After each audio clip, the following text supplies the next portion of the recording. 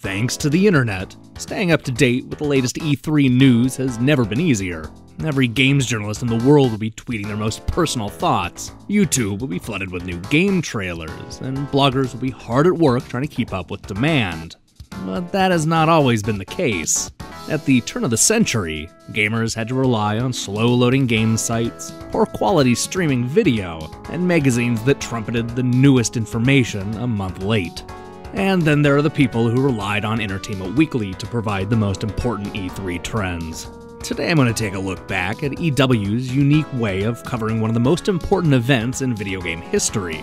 Here are 11 awards Entertainment Weekly gave out honoring the best E3 2000 had to offer. Best Booth, Sega. E3 2000 was a big year for Sega. They were hot off the launch of the Dreamcast and only had a few months before Sony caught up with the PlayStation 2. This was their last chance to make a big difference, and Entertainment Weekly was impressed. They described it as a fortified bazaar filled with Matrix-like streams of computer degook and space go-go dancers. And did I mention the inline skaters and graffiti artists? Yeah, 2000 really was the last year of the 1990s. Best TV show spin-off. World's Scariest Police Chases. Created by the people responsible for Cops and American Detective, World's Scariest Police Chases was a schlocky TV reality series that debuted in 1997. It was so popular that it was eventually spun off into World's Wildest Police Videos, featuring Silver Fox John Bunnell doing his best John Walsh impression. 3 years later, Activision turned it into a mediocre PlayStation game. It's hard to tell if Entertainment Weekly was genuinely into World's Scariest Police Chases, or if the only competition was Survivor on PC. Best Movie Spin-Off, The Blair Witch Project game. Entertainment Weekly raved about gathering developers' ambitious 3-volume Blair Witch Project game. Their write-up takes the story and mythology seriously. Of course, all this changed the moment Book of Shadows Blair Witch 2 hit theaters and destroyed any goodwill the franchise had left over. Best Booty Shaking Game, Space Channel 5. This is another big win for Sega. Space Channel 5 is a great example of why gamers love the one-time console maker. This is Sega taking a chance and having confidence in a strong character. The EW write-up spends a lot of time praising the mini-skirted, platform-heeled television correspondent Ulala. I wonder if they were equally smitten by D-Light's Lady Miss Kier. Best Toy. The LEGO Studios Steven Spielberg Movie Maker set.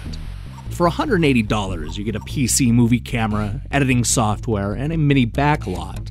Entertainment Weekly raved that the LEGO Steven Spielberg Movie Maker set lets kids remake Jurassic Park. And for $180 million, Universal will let adults direct their soulless big-budget remake. Best Fighting Game, Simpsons Wrestling.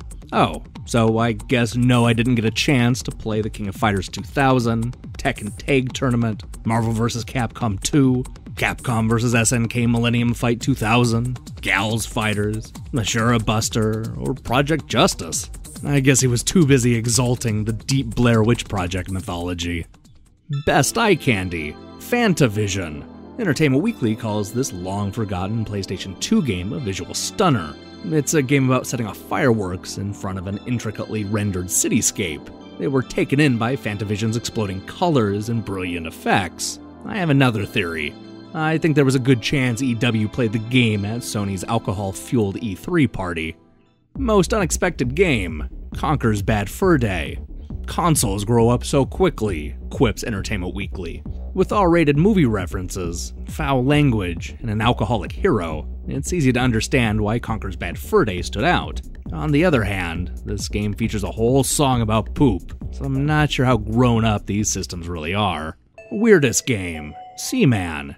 It's a half-human, half-fish, all-ugly virtual pet, explains Entertainment Weekly in the most judgmental way possible. I don't know what this Noah Robichon guy looks like, but mocking Seaman's appearance doesn't seem in the spirit of the 21st century. Seaman didn't ask to be this way, and as far as I'm concerned, the only thing all ugly is your heart. I said good day. Best Lara Croft knockoff, VIP. Based on the short-lived TV series, VIP was a poorly received action game for the PlayStation.